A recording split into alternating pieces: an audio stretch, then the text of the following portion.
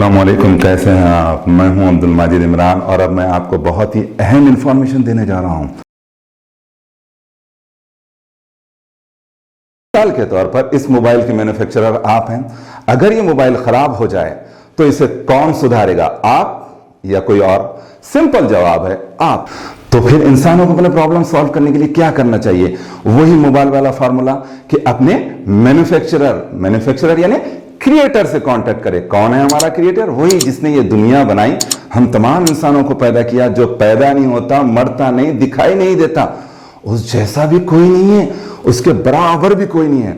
और हाँ, उसकी कोई औलाद नहीं है, वो किसी की औलाद नहीं है।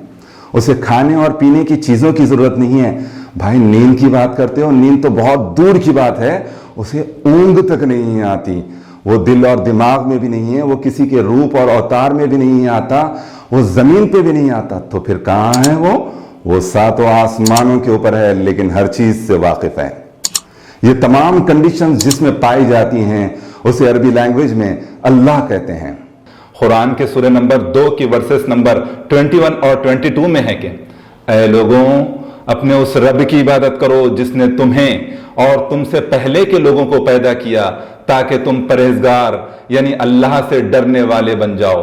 जिसने तुम्हारे लिए जमीन को फर्श और आसमान को छत बनाया और आसमान से पानी उतार कर उससे फल पैदा करके तुम्हें रोजी दी। खबरदार, ये सब जानने के बाद भी अल्लाह के साथ शिर्क मत करना। शिर्क का मतलब यह है कि क्रिएशन को क्रिएटर के बराबर करार देना, अल्लाह की इबादत में दूसरों को शामिल करना। फॉर एग्जाम्पल, हाथ पर हाथ बांधना, कयाम करना, रुकू करना, सजदा करना, दुआएं करना, तवाफ करना, मन्नत मांगना, न्याज करना, कुर्बानी करना, फायदे की उम्मीद रखना, डरना, ये सब अल्लाह की इबादत में आता है।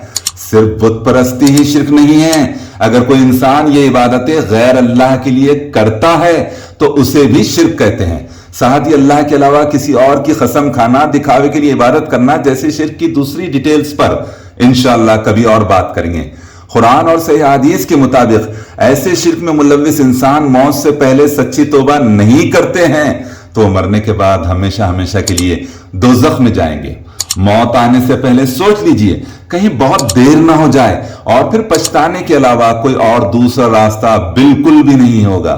मौत के बाद हमेशा हमेशा के लिए या तो जन्नत या दोज़ख हमारा मुक़द्दर होगी।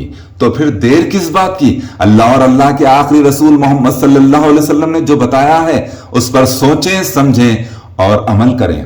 उम्मीद है कि इस सीरीज के पार्ट 1 से किसी हद तक आपकी गलतफहमियां दूर हुई होंगी और अब ये मुसलमानों की जिम्मेदारी है कि वो इस मैसेज को अपने गैर मुस्लिम भाइयों और बहनों तक पहुंचाए।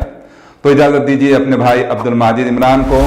बहुत जल्द इस सीरीज के पार्ट 2 के साथ आपसे दोबारा मुलाकात होगी। अस्सलाम वालेकुम व रहमतुल्लाहि व बरकातुहू।